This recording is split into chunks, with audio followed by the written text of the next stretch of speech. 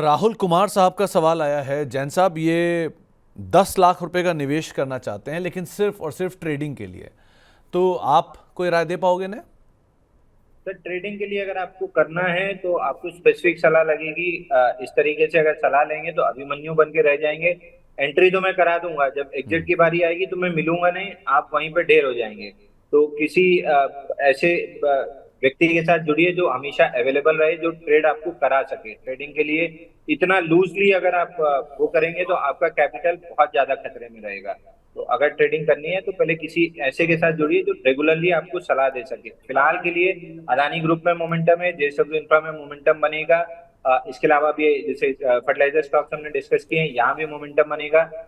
Middle stocks में बहुत हद तक बन चुका है, लीडर चल चुका है, बट अब हिंडाल्को और वेदांता थोड़ा सा चल सकते हैं। आईटी में थोड़ा सा मोमेंटम है, तो इन सेक्टर्स में ट्रेडिंग के लिए अगर अपॉर्चुनिटी देखेंगे तो आपको मिल सकती है। एंट्री एग्जिट थोड़ा सा स्पेसिफिक होता है, तो वो जनरलाइज करना आपके लिए गलत होगा। मैं तो अभी स्टॉप लॉस टारगेट से पता चला जाऊंगा, लेकिन जब एग्जिट का मौका आएगा तो शायद आप निकल ना पाए। तो वैसे भी सर, शेयर बाजार में अभिमन्यु जैसी सिचुएशन ज़्यादा होती है। ऐसा ही महाभारत है, जहाँ पर एंट्री सबको आती है, एग्जिट कुछ ही लोगों को आती है। तो इसीलिए थोड़ा ध्यान संभल के यहाँ पर काम कीजिएगा। इसके अलावा अब एक और सवाल आया है शिवम जी का। ये पूछ रहे हैं कि रेलटेल में क्या करें, 411 रुपये के दाम पे खरीदारी है। आपकी राय जैन साहब? तो देखिए, one of those buying climax counter है जिसमें कोई मूव ही नहीं आई बाउंस बैक में। डिफेंस काउंटर तो युद्ध की वजह से थोड़े बहुत मोमेंटम लेके चल भी गए। रेलवे में कोई ऐसा मोमेंटम बना नहीं, खींच के 363 365 की जोन तक जा सकता है। वहां पे वीकली चार्ट पे बड़ा रेजिस्टेंस है, फिजल आउट हो जाएगा। तो अगर 20 रुपए प्ले करना है तो कर सकते हैं, बट अगर 20 रुपए के लिए प्ले करना है तो स्ट्रेंथ प्ले कीजिए जो फर्टिलाइजर काउंटर में है, तो आरसीएफ ले लीजिए। तो आरसीएफ ज़्यादा बेटर एक विकल्प हो सकता है अगर आप फर्टिलाइजर में जाना चाह रहे हैं तो। एक जीत सिंह साहब का सवाल है। इन्होंने फाइजर ले रखा है 4,324 रुपये के दाम पर, और इसमें क्या करें? ये वैसे बहुत स्लो स्टॉक रहता है, अभी क्या करें? सर, बाउंस बैक दिख रहा है, 4674 रुपए तक बाउंस बैक दिख रहा है। तो यहाँ से 200-250 रुपए चल सकता है। उस जोन में दोबारा से सवाल पूछ लीजिए, वीकली पे मेजर रेजिस्टेंस है। तो वीकली पर एक मेजर रेजिस्टेंस यहाँ पर दिखाई पड़ रहा है, लेकिन अदरवाइज एक पुल बैक के लिए आप इसे देख सकते हो। लास्टली कुछ और सवालों में कविता जी का सवाल आया है ABFRL पर। 306 रुपये के दाम पे इन्होंने खरीदारी कर रखी है, क्या करें? काउंटर बहुत बेहतरीन है सर, ब्रेकआउट बनाने की कोशिश कर रहा है। केवल और केवल स्टॉक को 278.55, यानी आप 2 रुपए बफर दे दीजिए, 280 रुपए पकड़िए। 280 रुपए के ऊपर जिस दिन क्लोज किया काउंटर में, एक बढ़िया मोमेंटम बनेगा। करीब करीब स्विंग हाई का टारगेट निकलेगा 325 रुपए का। तो 280 जैसे ही निकला काउंटर में 325 की मोमेंटम बन जाएगी। थोड़ा सा अगर इसको इन्वेस्टिंग प्लस ट्रेडिंग के नजरिए से प्ले करेंगे कि थोड़ा पेशेंस, अगर नहीं चला जल्दी तो थोड़ा सा पेशेंस रख के हम बेच लेंगे। अगर वो वाला अप्रोच रहा तो 325 बहुत आराम से मिल जाएगा। ओके, तो आपको एक राय 325 तक के लेवल शायद यहाँ पर आते हुए दिखाई पड़ सकते हैं। लास्टली टाटा मोटर 650 रुपये के दाम पे खरीदारी है। जैद अली साहब का सवाल है, और ये ऐसा होता नहीं आमतौर पे कि टाटा मोटर पे सवाल आए ना। कोई राय? सर, 723 का टारगेट था, उस पर मैंने मल्टीपल टाइम्स कहा था कि प्रॉफिट बुक करके एग्जिट कीजिए। नीचे में डिप पे री एंट्री मिलेगी, लेकिन डिप पे री एंट्री में मेरा कोई भी इंटरेस्ट नहीं होगा। मेरा इंटरेस्ट अब स्टॉक में तभी होगा जब ये 730 के ऊपर ब्रेकआउट देके सस्टेन करेगा। अगर करता है तो फिर 50% पूरे फॉल की जो रिट्रेसमेंट है, 50% वहां तक का टारगेट बनेगा। तो 730 निकलने दीजिए, उसके बाद आपकी री एंट्री होनी चाहिए। डिप पे मेरा इसलिए इंटरेस्ट नहीं है क्योंकि लेफ्ट की ओवरहेड सप्लाई बहुत ज्यादा है। अगर इसको स्ट्रेंथ प्रूव करना है तो 730 के ऊपर क्लोज करना पड़ेगा। तो अब टाटा मोटर्स में तभी लॉन्ग बनेगा जब 730 के ऊपर क्लोज कर दे। ओके, संदीप कौशिक साहब हमारे साथ मौजूद है बातचीत करने के लिए। कौशिक साहब नमस्कार। नमस्कार सर। नमस्कार कौशिक साहब।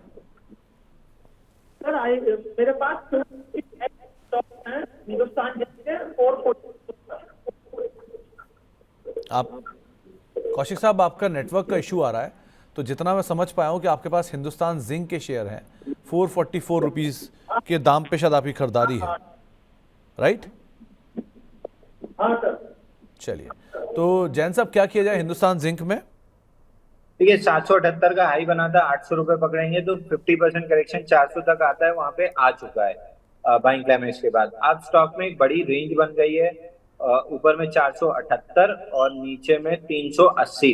इसी रेंज के अंदर ये स्टॉक प्रोबेबली मान के चलिए कि अगर 6-8 महीना काट ले तो कोई सरप्राइज नहीं होना चाहिए। फिलहाल रेंज के लोअर एंड से चला है तो रेंज के अपर एंड पे आ सकता है। रफली 480 के पास अपर एंड ऑफ द रेंज है, तो 480 पे दोबारा सवाल पूछ लीजिए। अगर रेंज ब्रेकआउट हो रहा होगा तो कंटिन्यू करेंगे, नहीं तो एग्जिट करके वापस से डिप पे ऐड कर सकते हैं। तो वापस से डिप पर आप कहीं नीचे ऐड करिए, वो ज़्यादा बेटर रहेगा। और आखिरी सवाल भी ले लेता हूँ।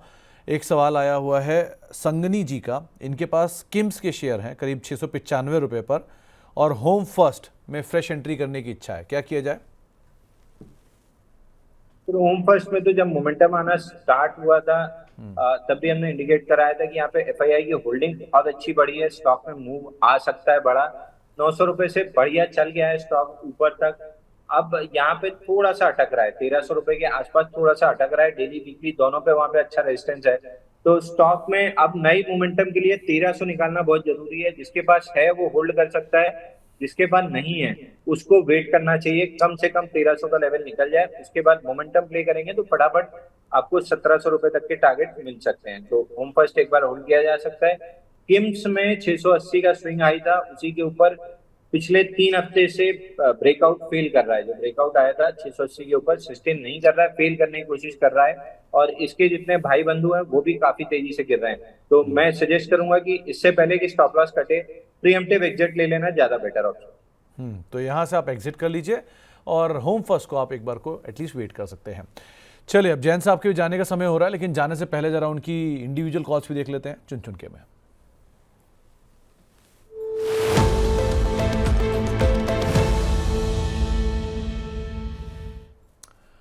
तो जैन साहब, क्या चुना आज आपने? सर छोटी क्वांटिटी में करना चाहिए, लेकिन रिस्क लेने जैसी है। आरसीएफ में मॉनसून अर्ली हिट कर रहा है और स्टॉक में मोमेंटम बन रहा है। इसमें करीब 135 रुपए का क्लोजिंग बेसिस स्टॉप लॉस लगा लीजिए। ऊपर में आपको टारगेट मिल जाएगा 176 रुपए 40 पैसे का। तो आप अगर लॉन्ग साइड पे जाना चाह रहे हैं तो आरसीएफ एक नाम हो सकता है जिसको आप लॉन्ग जा सकते हैं, लेकिन छोटी क्वांटिटी में यहाँ पर आप ऐड करके चल सकते हैं। तो लेकिन जैन साहब एक बात बताओ, मानसून के ट्रिगर में सिर्फ फर्टिलाइजर या फिर ये ट्रैक्टर, वीएसटी टिलर, ये सब कंपनियों को ही पिक करें? सर एक के बाद एक चलेंगे। अभी तो फर्टिलाइजर स्टॉक में मोमेंटम बना है, धीरे धीरे। एमएनए में देखिए बढ़िया मोमेंटम बन गया था ऑलरेडी, वहां तो खैर बॉक्स लो भी फेलियर था, तो एमएनए में बन चुका है। तो ट्रैक्टर सेगमेंट अगर आप पकड़ेंगे तो ठीक ठाक लीडर चला ही है। बट फिलहाल बेहतरीन चार्ट पैटर्न आरसीएफ और मद्रास फर्टिलाइजर में दिख रहा है। एक बार आरसीएफ प्ले कीजिए, जब तक इसका टारगेट होगा दूसरे में मोमेंटम बनने ही लगेगा। तो एक बार कोरोमंडल और देखो, वो भी फर्टिलाइजर है, नया हाई भी काट रहा है, वो क्या कह रहा है? तो कोरोमंडल के साथ ये प्रॉब्लम है ना कि ऑल टाइम हाई पे है और दूसरा लार्ज कैप वाला स्टॉक है। तो लार्ज कैप स्टॉक में 20-30% करेक्शन के बाद लेने में आपको अपॉर्चुनिटी पैसा बनाना आसान होता है compare to all time high. और आज वही चीज दिख रही है कि लार्ज कैप बड़े लीडर स्टॉक में प्रॉफिट बुकिंग दिख रही है सामने। अब जैसे चंबल फर्टिलाइजर 540 पर रिकमेंड किया था, आप थोड़ी 680-700 के आसपास लेना है। तो आप चंबल और कोरोमंडल में प्रॉफिट बुक करके अब आरसीएफ और मद्रास फर्टिलाइजर में शिफ्ट करना चाहिए। मेरे को मद्रास से ज्यादा अच्छा चार्ट आरसीएफ का लग रहा है, तो मैं आरसीएफ रिकमेंड कर रहा हूँ। तो आरसीएफ ज़्यादा बेटर है, जिसके ऊपर आप लॉन्ग साइड पे जा सकते हैं। कोरोमंडल और चंबल जैसे शेयरों में थोड़ी सी प्रॉफिट टेकिंग वहाँ पर आप कर भी सकते हैं। चलिए जैन साहब, बहुत बहुत शुक्रिया, आज अपने अपना समय दिया। घर में मौजूद होते होते घर वालों के बीच में भी आप हमारे साथ जुड़ रहे हैं, हमारे लिए वही बहुत बड़ा सौभाग्य है। आपको और आपके घर में सबको हमारी तरफ से रिगार्ड्स, प्रेम, प्यार हमारी तरफ से। आप बढ़िया से अपनी छुट्टी को एंजॉय करिए, और बीच बीच में हम आपको डिस्टर्ब कर रहे हैं तो उसके लिए हम माफ़ी भी चाहेंगे, लेकिन बढ़िया से खा पी के एंजॉय करके फिर आप लौटिए वाराणसी। अभी के लिए फ़िलहाल बहुत बहुत शुक्रिया हमारे साथ जुड़ने के लिए। जाने से पहले कोई डिस्क्लेमर? सर टाटा स्टील तो बेच दिया, रिलायंस अभी भी पर्सनल पोर्टफोलियो में होल्ड है, इसके अलावा कुछ भी नहीं है मेरे पास।